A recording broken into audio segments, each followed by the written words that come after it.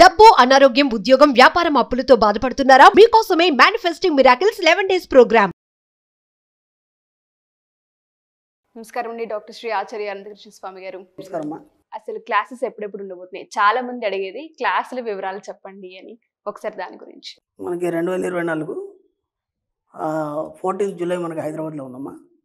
అలాగే 28 జూలై బెంగళూరులో ఉంటుంది. 14th ఆగస్ట్ వచ్చి విజయవాడలో ఉంటుంది. 11th ఆగస్ట్ వచ్చి అనంతపూర్లో ఉంటుంది. అలాగే మనకు 25 ఆగస్ట్ వచ్చి మనకు స్పెషల్ క్లాస్ ఉంది.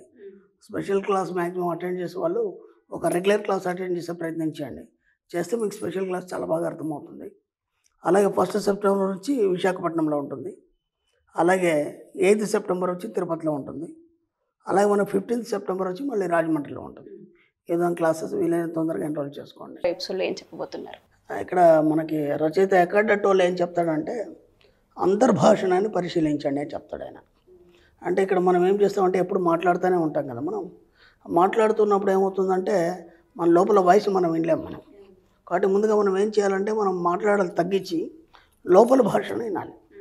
అంతర్భాష ఏం చెప్తుంది అంటే ఇప్పుడు మీరు ఒంటరికి వచ్చినప్పుడు మీకు అనిపిస్తుంది నాకు ఒంటరి నిండా బంగారం ఉంటే బాగుంటాం.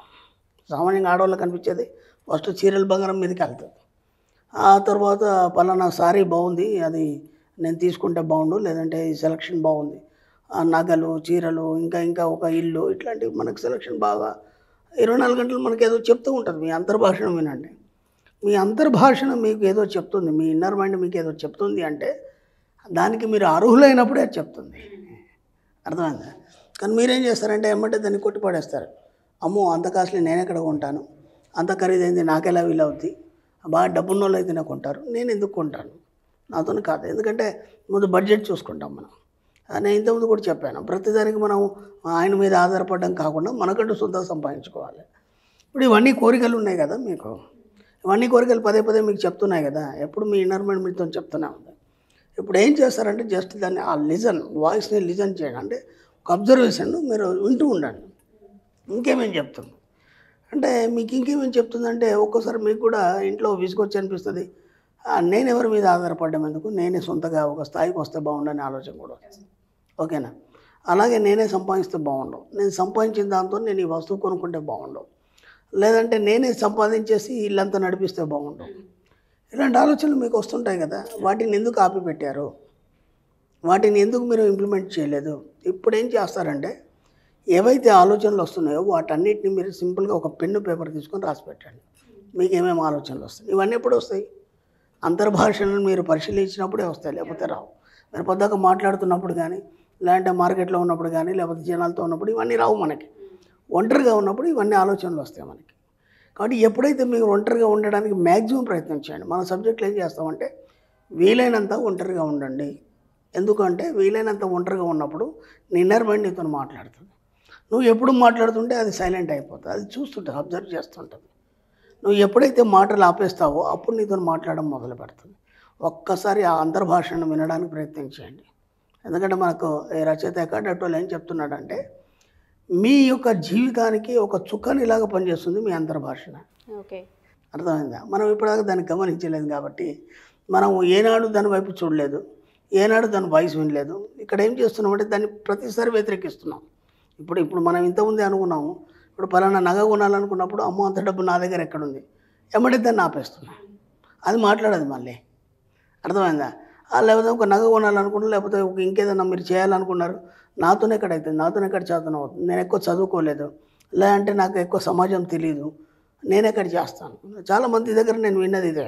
మన క్లయింట్స్ వస్తుంటారు క్లాస్లో కానీ, లేకపోతే నా పర్సనల్ అపాయింట్మెంట్ కూడా, గురుగారు నేను ఇంట్లోనే ఉంటాను, నేనేం చేయలేను, అలాంటప్పుడు నాకు ఎలా సాధ్యం అవుతుంది డబ్బు రావడం అనేది, ఆయన చేస్తే తప్ప నాకు ఇంకో దారి లేదు అన్నాడు.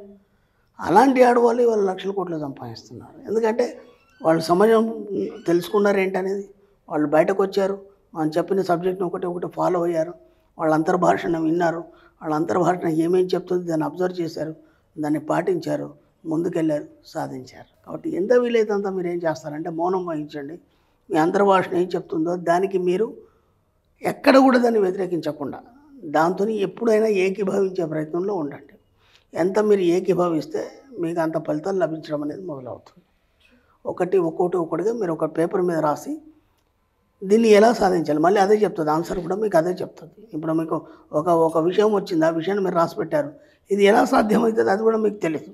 అప్పుడు మీకు ఒక వస్తువు కావాలనుకున్నారు, జస్ట్ దాన్ని అఫర్మేషన్ చేయండి, మీ సారే కొనిపెట్టవచ్చు, మీ ఆయనే కొనిపెట్టవచ్చు, లేదా అమ్మగారు ఎవరో కొనిపెట్టవచ్చు, ఏదో రకంగా మీ దగ్గరికి రావచ్చు. మీరే సంపాదించాలి, మీరే కొనుక్కోవాలి, నేనే సాధించాలి అని రూల్ ఏం లేదు. మన సబ్జెక్ట్లో ఏం చేస్తామంటే అడగడం, పొందడం, ఇవి రెండే ఉంటాయి మన సబ్జెక్ట్లో. అది ఎలా వస్తుంది అనేది మనకు సంబంధం లేదు, ఎందుకంటే నువ్వు అడిగిన మరుక్షణం అది ఎలా ఇవ్వాలనేది విశ్వం డిజైన్ చేస్తుంది. అలాంటప్పుడు నీకెందుకు ఆలోచన? ఓ పిల్లాడు ఉన్నాడు, వచ్చాడు, సాయంత్రం వాళ్ళ నాన్న రాగానే అన్నాడు, నాన్న ఎల్లుండి ఫీజు కట్టాలి. ఓకే, ఒక 10,000 20,000 ఫీజు కట్టాలి, లేదా 1,00,000 రూపాయలు ఫీజు కట్టాలి.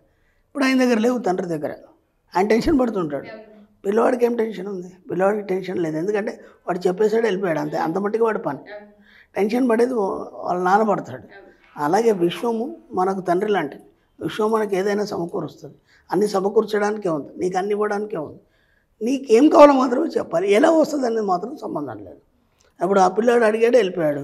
వాళ్ళ నాన్న అప్పు తెస్తాడా, లేకపోతే అక్కడ నుంచి తెస్తాడా, శాలరీలోంచి ఇస్తాడు, ఇవన్నీ వాడికి సంబంధం లేదు కదా. ఎలా చేస్తాడనేది సంబంధం లేదు. అలాగే మీ కోరికల పట్ల కూడా ఎలా అవుతాయి, ఇది ఇలాగే కావాలి.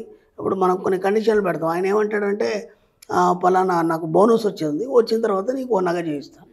ఆ బోనస్ అప్పట్లోనే రాదు, అది అర్థమైందా? దానికి ఫిట్టింగ్ పెట్టావు కాబట్టి అది డిలే అవుతుంటుంది. చేయిస్తానంటే మాట ఏమైంది, దాని దగ్గర డబ్బు ఎక్కడి నుంచి వస్తుంది. మనం ప్రతిదానికి భయపడతాం. ఇది ఎలా అవుతుంది, ఇది అవుతుందా కాదా, ఇది అవుతే మళ్ళీ తర్వాత పరిణామాలు ఏంటి, తర్వాత మళ్ళీ అదంతా మనం డబ్బు ఎలా అప్పు కడతాం, ఇవన్నీ ఆలోచిస్తాం. వేటితోని మీకు సంబంధం లేదు. ఒక చిన్న పిల్లాడు మనస్తత్వాన్ని కలిగి ఉండండి, మీ అంతర్భాషని నిరంతరం వింటుండడం వల్ల అప్పుడు అది మీతో మాట్లాడుతూ మీకు కావాల్సిన అవసరాన్ని తీరుస్తుంది. మన గత సబ్జెక్ట్లో కూడా చెప్పాను, మీ కోరికల్ని ఎప్పుడైతే అనుస్తారో మీ దగ్గరికి డబ్బు రాదు. కాబట్టి మీకేమేమి ఆలోచనలు, ఏమేమి కోరికలు అన్నీ తీర్చేసుకోవాలి. ఎంత తీర్చుకుంటే అంత సంపద, డబ్బు అనేది రావడం మొదలవుతుంది. Thank you sir, thank you so much. Thank you అమ్మా. సుమన్ టీవీలో మీ పర్సనల్ అండ్ బిజినెస్ ప్రమోషన్స్ కోసం కింది నెంబర్కి కాంటాక్ట్ చేయండి.